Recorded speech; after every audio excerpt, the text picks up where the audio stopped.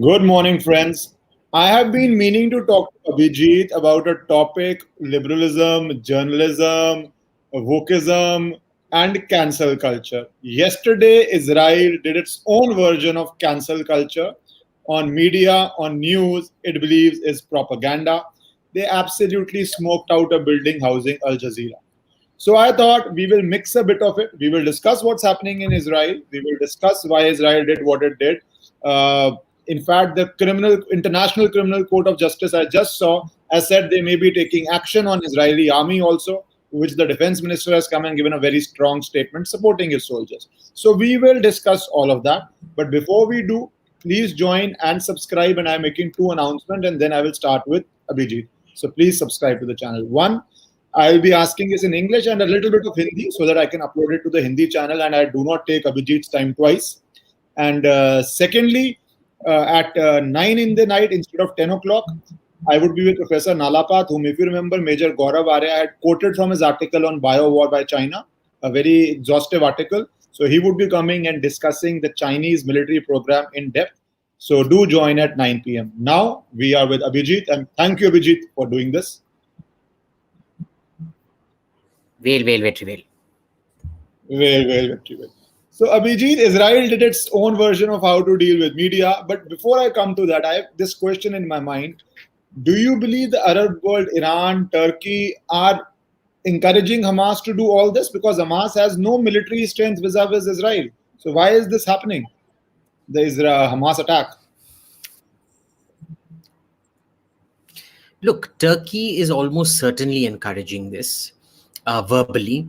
The issue is that because they had very deep ties with Israel once upon a time, till not too long back, they are completely compromised to Israel. So Israel knows what kind of intelligence operation these people would run. They would know the channels of communication, etc., etc., etc. So Turkey is trying hard, but they're not succeeding. Iran, on the other hand, along with Qatar, let's be clear, it's Qatar who is the main supplier and backer of Hamas. Iran at best is only provides top up. They give them about $30 million worth of weapons every month. And what happens with that is it tells you a lot about Gaza and its priorities, that a land under economic blockade and a severe resource crunch spends all its money, all its foreign aid on military equipment rather than on the survival of its people and well-being of its people. Now, has Iran bhadkao-fied the situation? I don't think so. This is Hamas being Hamas, and they get a long leash. Iran wouldn't have wanted this for a whole variety of reasons, because remember, Iran and Turkey are facing off in Syria. What has happened out there is that basically Assad is Iran-backed and all the Al-Qaeda and ISIS up north are Turkey-backed. And they don't want a shifting of resources. Now remember, Hezbollah has not carried out retaliatory attacks or things like that. Normally, every time there was a general uprising, they used to carry out attacks on Israel to show solidarity. They've kept absolutely quiet. Why? Because the Iranians can't afford to push any troops, Hezbollah troops, away from the Syrian front to the Israel front. What I suspect they might do is that they might offer this as a quid pro quo to Turkey. You take over the Palestine cause and we will take over Syria. Issue is that won't work because Turkey knows very well that Palestine cause is dead and shrinking by the minute. So there is no Palestine cause left in that sense, right? At best, it'll be a city-state or a conglomeration of city-states like the Vatican plus. But most of it is pretty much lost for good. So it's very complicated to say. I generally avoid international conspiracies because, the Palestinian leadership, both PLO and Hamas, have a long history of stupidity. So, there's that Hanlon's razor: never attribute to malice what you can to incompetence. It's basically that principle.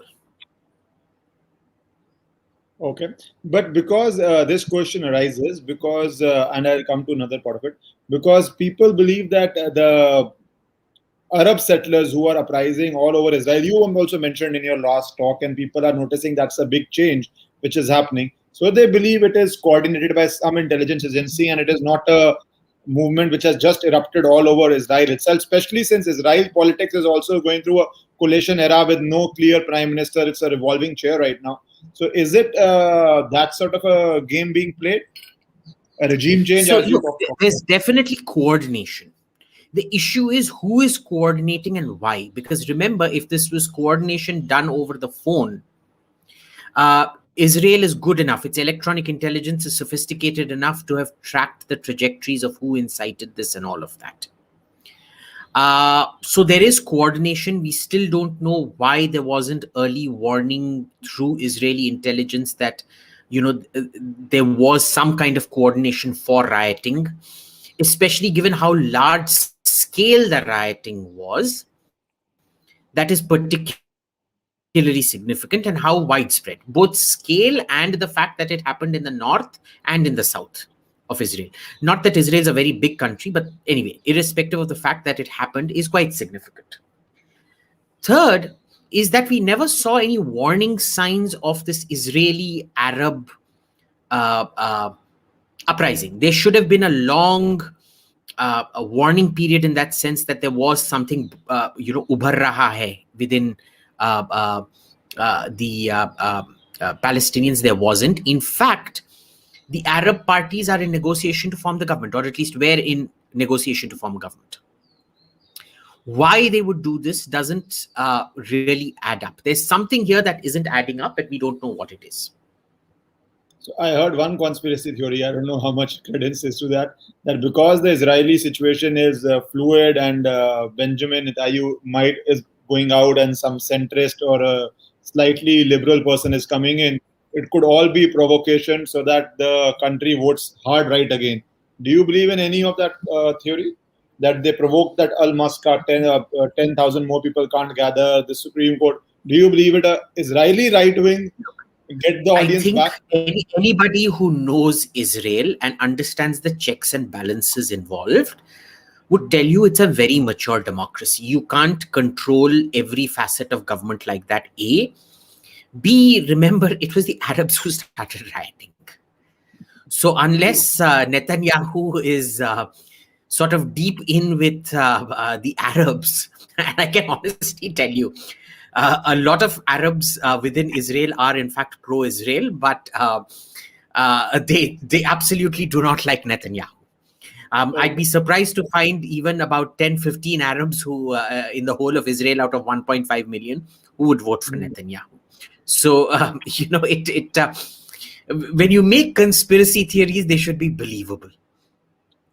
Absolutely agree. No, but what they were trying to say is that he is getting the Israeli audience behind him by creating a trouble with Arabs. That camp is trying to do it, stoke up this issue so that if it goes to election again, he gets the entire right vote.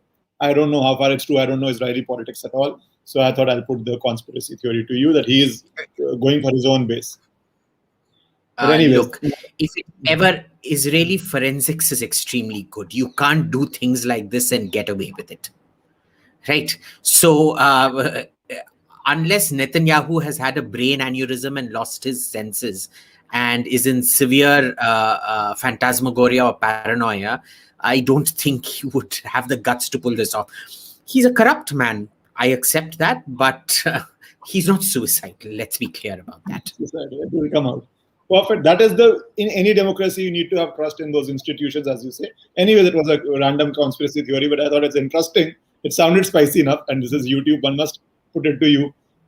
Now, what is the world doing? Arab world, you think, is not coming. What is the world doing? Because the Democrats are, some of their leaders and some of the people who have come are very, very pro-Muslim world, very, very pro. Their vote base has become a very pro-Muslim vote base. So what is happening in the US structure, if not in Arab structure, vis-a-vis Israel? So, look, two questions: the Arab structure and the US structure. The US structure is problematic for the Democrats because they get votes from the Arabs, well, Muslim Americans, and Muslim Americans are a lot larger than just Arab Americans. So they depend on Muslim Americans for their votes, but they depend on their funding for New York and California Jews. Yes, exactly. Which is why, even though the Jews aren't a large percentage of the population, their financial power is absolutely disproportionate. And look, there is a large and alarming tendency of Jews in America to start behaving like Indians out there, which is their hatred for one man ends up becoming hatred for a country. But overwhelmingly, they have not. I think where the American Jews basically went wrong was thinking that uh, that wokeism was their savior in a sense, and that somehow Biden and his entire, this love of wokery that he commands. He doesn't lead it personally, but he commands. Was a good thing. It was a great social movement.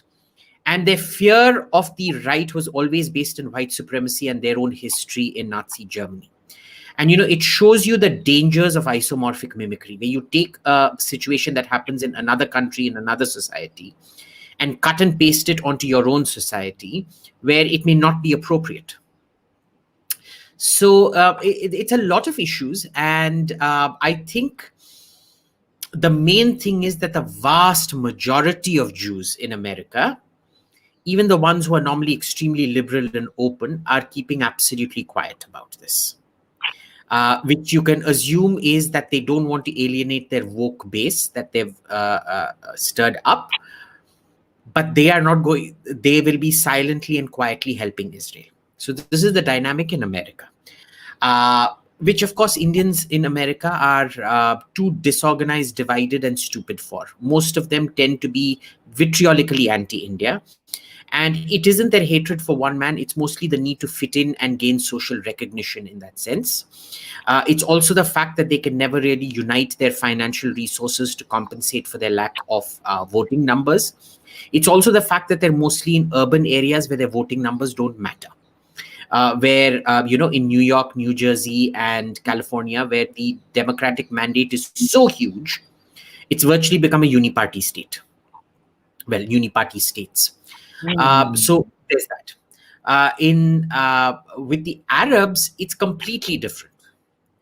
There is not one single Arab country that in private isn't supporting Israel. Egypt will stay hands off. They will support nobody. They will just voice some inanities in support of the Palestinians. Qatar will support Hamas. They do very frequently. The Turks will, as much as they can. Remember, the Turks, they're suffering very, very badly because of all the purges that Erdogan has carried out. People think purges are just people lost. See, people is also a whole set of experience, knowledge, linkages with past knowledge, training lost, intelligence contacts lost, and things like that. So they're still suffering the effects of all the purges that Erdogan, of the military that Erdogan has carried out. So they're not entirely effective out there unless it's in the open, the way they support ISIS and Al-Qaeda. And remember, the support of ISIS and Al-Qaeda in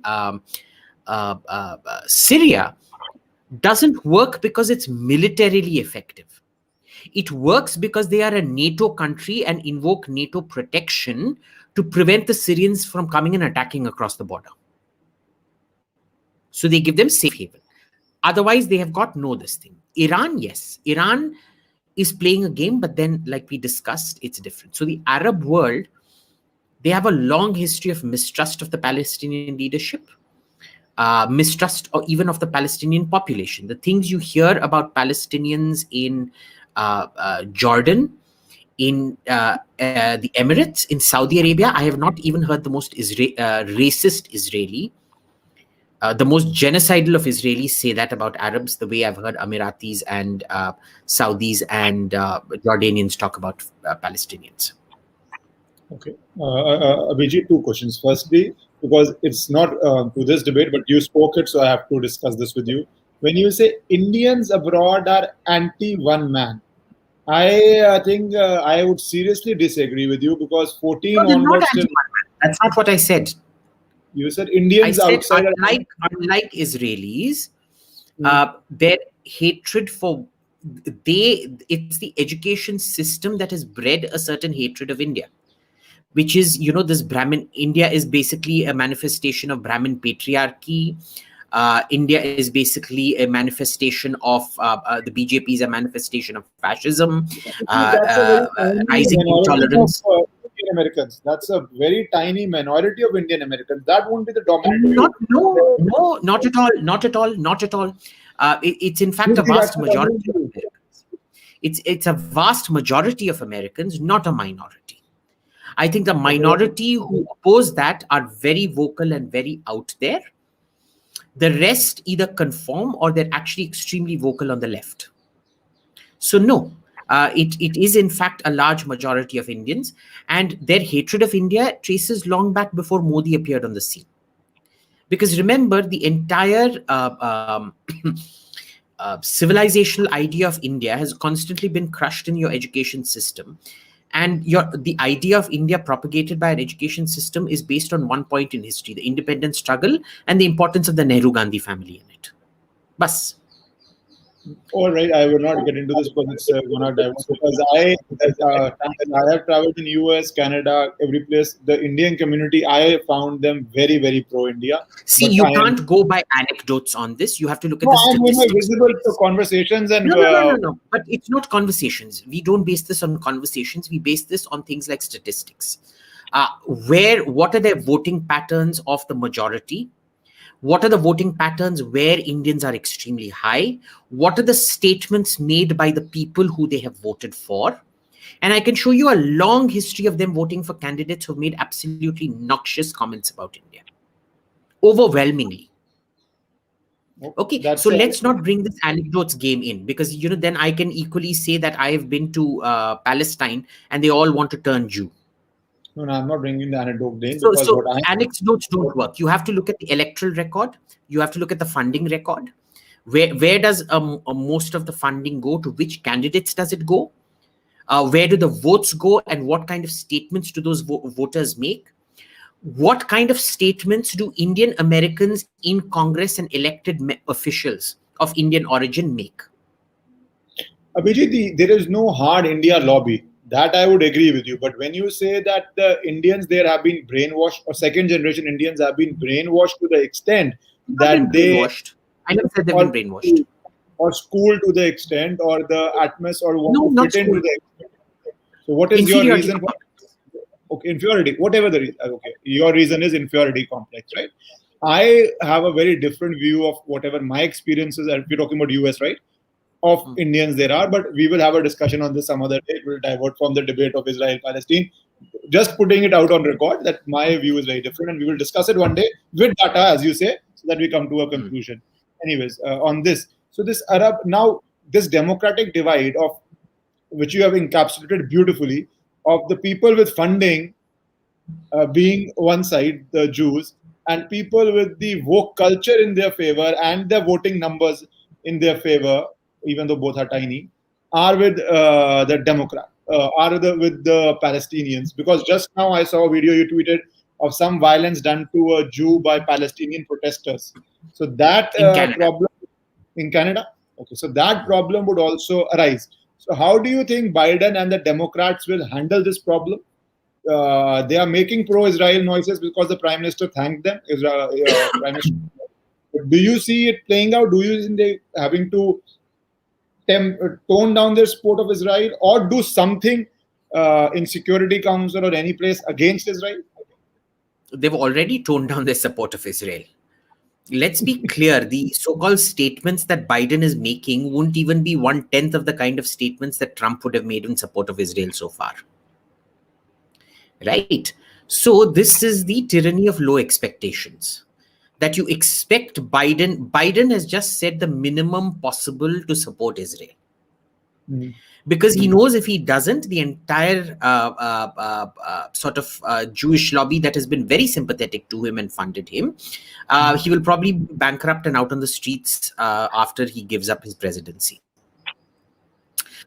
So, that's a completely different matter. The thing here is, look at the actions of the rest of his cabinet and look at his own frustrations. He can never forgive Netanyahu for actively supporting Trump. Most members of his administration can never forgive Trump for making them feel like idiots, which they are, in terms of Middle East policy, that Trump managed to achieve something that for the last 70 years they've been saying could not be achieved, which was an Arab peace without first a Palestinian state. So there's a whole confluence of interests that are out to undermine Netanyahu personally, but that all very frequently refracts onto Israel as well. Right. So a simple example. Yesterday, that Ditz, what's her name? She's the White House, Jen Psaki. Ditzy Jen, she was saying what? Israel has a commitment to protect journalists. Now, how many journalists died in the bombing of that Al Jazeera building? 0 as per my knowledge. 0. Israel called them up and told them to get out. Then it did a double tap on the roof, which is a sound bomb. It's very loud, so you've been marked, get out. So they've taken all those precautions. And this is the same Jen Psaki whose previous boss, Bill Clinton, on the 23rd of April, 1999, ordered the bombing of Radio TV Serbia, where about 20-30 people were killed, which he has never been charged with, which was a war crime.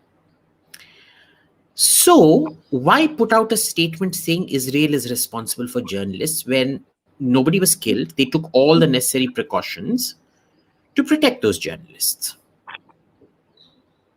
Right. So undermining can be done in a lot of ways. It doesn't have to be direct undermining. Even by omission or abstraction, you can be undermining somebody. For example, today yesterday AOC tweeted, apartheid states cannot be democracies. We all know who it's aimed at, but she hasn't mentioned them specifically. There you go. That's what I'm saying. Their energy is towards the Palestinian side. Before I come to media, because this is about media and Al Jazeera and all, one last question, which is more of a, because you say Trump handled it well. In the 4 years of Trump, I do not think such a big fight erupted between Israel and Palestine, or did it? The way there were it lots is of big fights, not of this scale, but there were a lot of big fights. The thing is, Hamas knew, the Palestinian leadership knew that there would be none of this equivocation and, trying to monkey balance between Israel and Palestine from Trump. He'd just Trump would have probably given the green light for Netanyahu to do full regime change in Gaza and West Bank. So they never tried all these monkey tricks then. See, monkeys do tricks when a monkey is in charge. When the lion is down on the ground, monkeys don't try tricks. Okay, so, it's that same saying, when the cat is away, the mice will play karke. So it's that same, this thing. But look at what it tells you about the journalists in that tower. These are supposedly investigative journalists from 3 different media houses: Al Jazeera, BBC, Associated Press. They were sitting on top of a Hamas intelligence operation, and they didn't even know. वो भाई क्या Gaza के बारे में बात करेंगे जब खुद उनके बिल्डिंग में जो हो रहा है पता नहीं है उनको. This Reminds is, me of Liberal I'm media. sure they're so obsessed with pronouns, they would have gone around, if they saw Ismail Hania or something like that, they would have first asked him for, they won't be concerned, they won't even have Google searched who Ismail Hania is. They'll be, what are your pronouns? Would you be offended if I refer to you as he? I mean, I can see you have a beard, but may I refer to you as he? And then if he said yes and gave a surprised look, they'd then be, your surprised look is actually microaggression against my non-binary gender sensitivity. This is the kind of douches you have in the BBC. I mean, look at the politics of the BBC happening in Britain. It's not even funny. They've become a madhouse. Right? You will actually find more sense in a lunatic asylum than you will in the BBC at the moment. So it is what it is. Enjoy. Abhijit, now that we come to media, I tweeted something that what is the Indian version of Al Jazeera, and I got 700-800 replies in a few hours. I tweeted it late at night, so people got all into it. And how should India deal with media? But firstly, let's come to Al Jazeera. In your view, is Al Jazeera nothing more than a propaganda arm supporting extreme fundamentalism, or do you think it's a proper news channel? How do you see it? Look, a proper news channel should first be talking power to where it is based. You never see them talking truth to the Qatari royal family or in Doha. They just talk the truth everywhere else. And even there, they don't talk the truth because their funding is entirely based on what it was set up as an arm of Qatari national interest. It is funded by the Qatari royals as a diplomatic arm. So spare me this crap about it being, first of all, independent or having an independent board. Second, we have to differentiate between what Al Jazeera does and what its agenda is. Al Jazeera has some very good journalists who actually produce very, very good things. The problem is that is used to mask and whitewash the actual political agenda. Right? So, for example, NDTV has some fantastic journalists who actually do good work. But it's a front for a complete political agenda. It all news sites and things like that. They will ensure that you only get inarticulate voices. So this lady Nidhi Razdan, she used to run a program called Left, Right and Center. And invariably, there would be one fellow from the BJP who was usually an absolute blithering idiot, chosen as a bakra, and the remaining 4 would actually be left of Mao Zedong, pretending to be centrists. Okay, so first of all, it used to be a 4:1 ratio of leftists to right. The right would anyway be handicapped because of how stupid the chosen right representative was. And God forbid he wasn't stupid, even the 40 minutes to 10 minutes ratio of talk time that he or she would get would be cut down by interruptions by this Nidhi lady. Now, you look at the way, say, Mehdi Hassan, for example, used to run his shows. And of course, they edit. Anything inconvenient to them, they will edit out. So this is the standard thing that these people do. There isn't a single channel that I know anywhere, right-wing or left-wing, that isn't basically highly doctrinaire and propaganda, and that thing of being doctrinaire propaganda arms of your government is an old and established principle. Abhijit, I will share one experience of NDTV with you, and by the time I do, people who please give your answers in comments on what is your idea of Indian version of Al Jazeera. So I went to NDTV, a debate on Diwali, cracker ban, environment, whatever reason you can decide. So this was my first debate, 2014 or 15 on NDTV. I quoted them a study by MCD, which said that this firecracker pollution will kill mosquitoes. An MCD study controlled by Congress at that time, which was the 2012 or 11 study. They all went what to answer, because they thought, a young right-wing lawyer, this is 2013, I think, a young right-wing lawyer, he's quoting an MCT study of a Congress government, and how do they answer? Because their agenda, now it has become very big and judgments came. This was pre the judgments, pre the agenda settings. After that, I left it. The guest coordinator said, "Sir, ye study kahan se laaye the?" And they never called me again. So that is the agenda. You bring one right-wing person who can't justify himself, makes a bucker of him, and then you prove all right-wing. Always like that. You look at their panels, they will always be slanted a certain way. And it's not just this one program, left, right, and center. All of them are slanted that way. Now, how is Al Jazeera any different? So if you want a approximate, see, there's no comparison that is exact, but an approximate comparison would be extrapolate NDTV onto Qatar. No, but I will just show Except you what Al Jazeera tweeted on India. Afzal Guru, Al Jazeera English, shared by Anshul Saxena on Twitter. Afzal Guru, a fruit seller from Indian administered Kashmir, was executed. This is on a man who did parliament attack. They call him a fruit seller. In Indian administered Kashmir, was executed.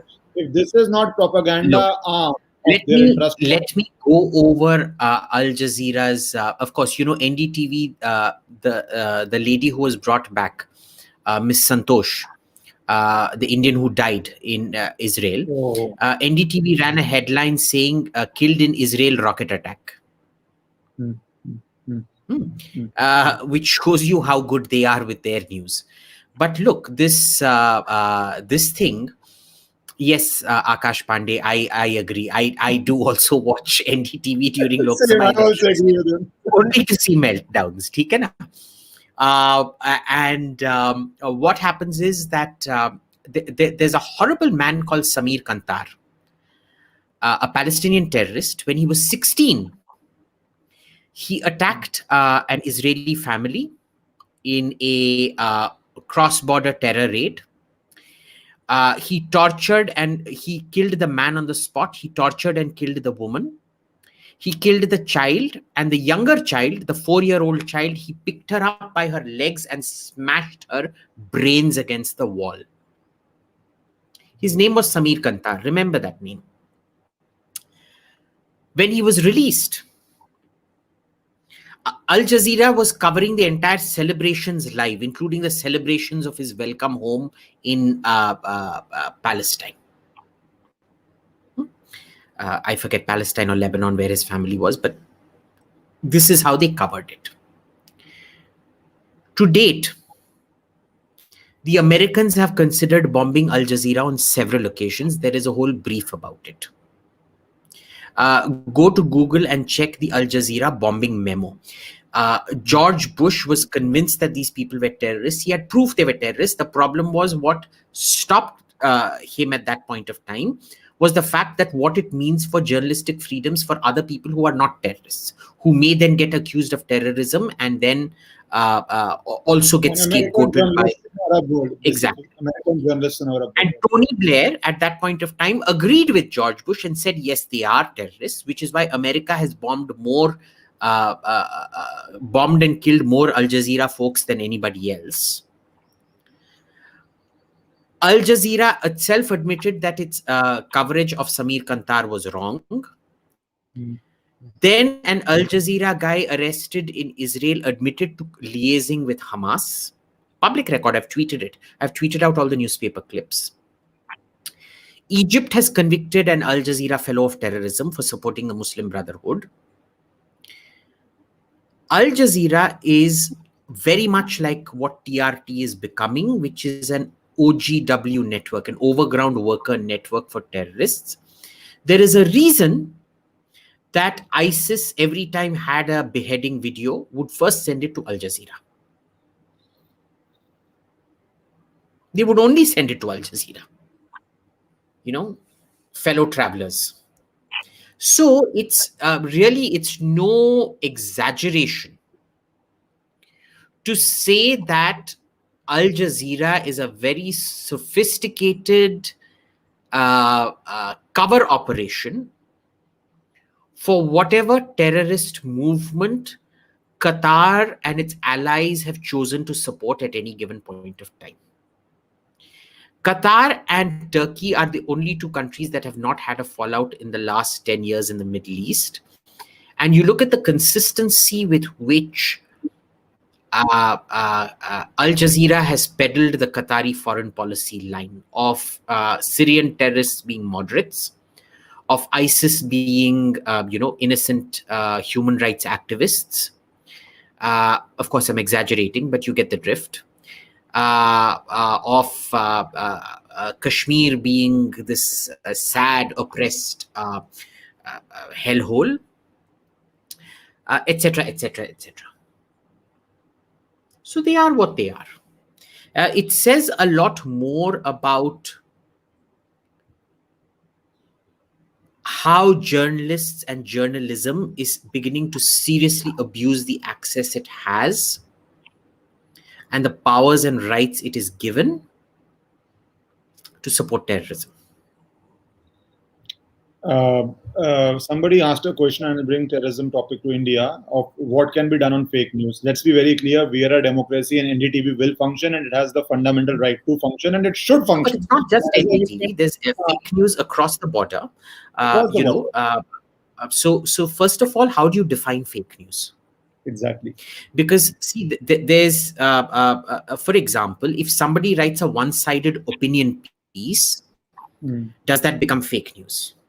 When you are live reporting, especially in high-stress conditions and things like that, invariably, things can go wrong. You can misread a situation, you get stressed out and things like that. Mistakes can happen. If you are sometimes if it's source-based, sources can deliberately lie to you sometimes. Or they can actually tell you the truth and then rescind it publicly saying, I never said that. So there's a huge problem of categorizing fake news. So first decide what the categories of fake news are, how you classify them, how do you make it a justiciable instrument. Then we will come to fake news. No, my view is very clear. You can't control fake news. People have to go and people will develop credibility. Like NDTV has very low credibility. Example is NDTV. It has credibility in some quarters, not credibility in some quarters. Same with any other channel, be it Republic, Times Now, Aaj Tak. People will go to channels they believe in.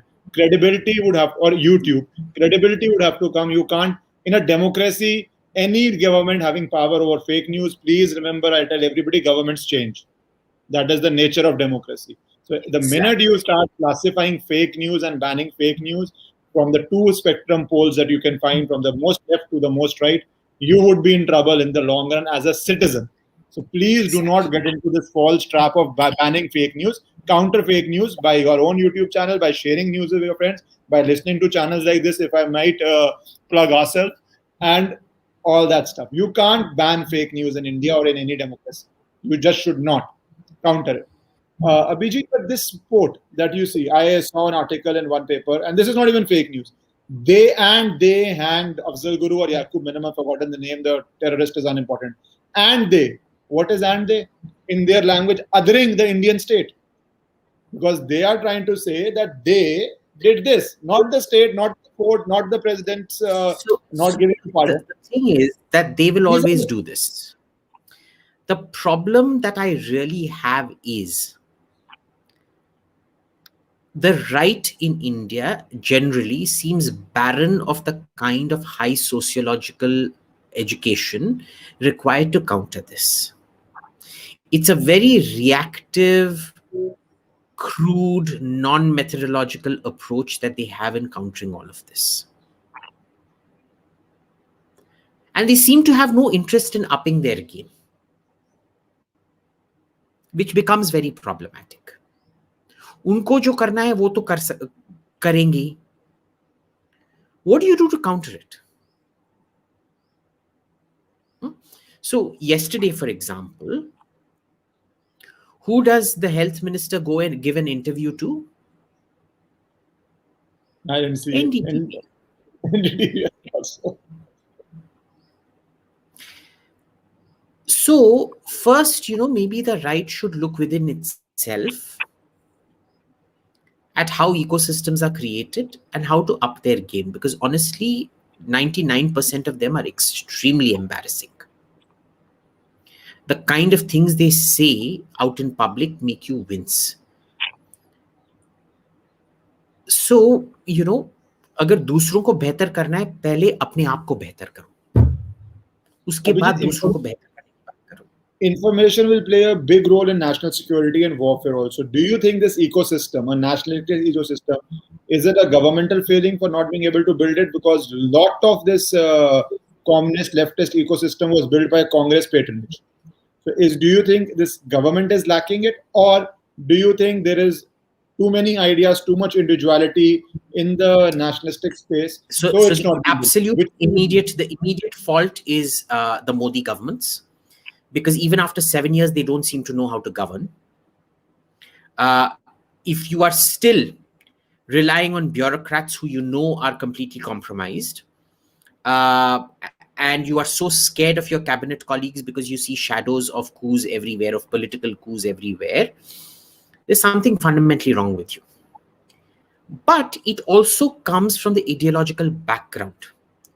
Because see, at one point, the right had all these great intellectual giants like Rajagopalachari and Savarkar and people like that, who, when you read them today, their thoughts are still irrelevant, are still relevant.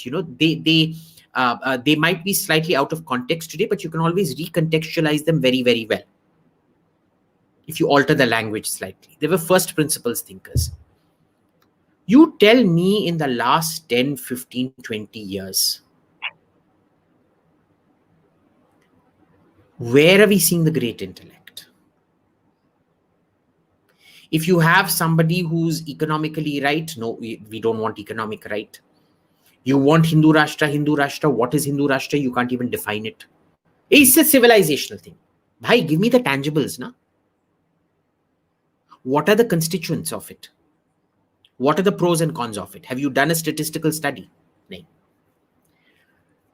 So there's it's a morass of inferiority complexities that the right has sunk to, that has produced a government that is incapable of governing, that doesn't know how to govern. I mean, forget incapability. When the basic knowledge isn't there, it's basically like sending a 5-year-old into a nuclear reactor and saying control it. You have very harsh view on the governance of this government, but then why do you think people keep liking them and voting them? They are doing certain deliverables very well for people to vote them. Why is your view on the government? But look, those deliverables are basic subsistence deliverables. What are you doing beyond subsistence?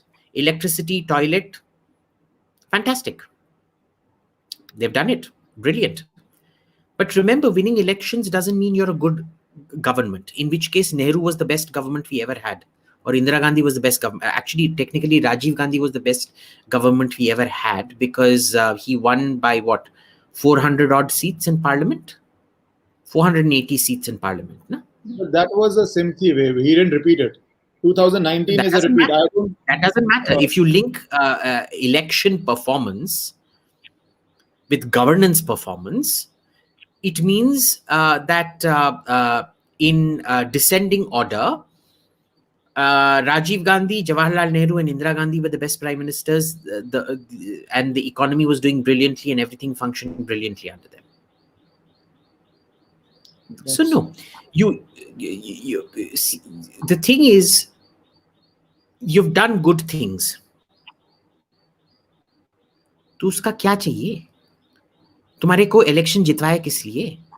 और अब tax देना पड़ेगा क्या तुमको और अच्छी चीजें करने के लिए? कुछ डिलीवरी क्या बड़ा एहसान कर दिया क्या? खुद का पैसा है क्या? बाप का पैसा है क्या? टैक्स पेयर का पैसा है ना? So this is the point. They've done a few good things, and the rest of it they don't want to talk about. Room for improvement they don't want to talk about. See, you remember, we keep coming back to this mentality. खुद को बुलंद नहीं करना चाहते। मैंने जो किया मैं कर दिया, अब सब मेरे को ताली बजाओ बस। So जब जो घर साफ करने वाली आती हैं, जो घर साफ करने वाली आंटी जो आती हैं, पूरा घर उन्होंने 5 दिन के लिए डस्टिंग नहीं किया, बस जो मेरा वर्क स्टेशन और बेडरूम है उसको साफ किया। तो मैं पूछता हूं कि भाई ये बाकी का घर तुमने तो एकदम कचरा कूड़े की तरह बना रखा है। भैया आप बहुत दुष्ट हैं, आप बहुत ही जुल्मी इंसान हैं। देखो मैंने आपका टेबल कितनी अच्छी तरह से साफ कर दिया, चमकाया था मैंने, आपका बिस्तर मैंने कितनी सुंदर से बनाया, पर बाकी का घर भैया आप बहुत जुल्मी हैं। ठीक है, करो, मेरा क्या जाता है। As I said, governance debate is another interesting debate we started with Israel, then we went to media. And you know the problem here is they will continue to win elections. Why? Because you know you will continue with this maid because she will never steal from you. And you don't know if the next maid you get starts stealing everything in the house. So this is the thing about this government. The greatest asset of this government is Rahul Gandhi. As long as Rahul Gandhi is a permanent public figure, the BJP cannot lose.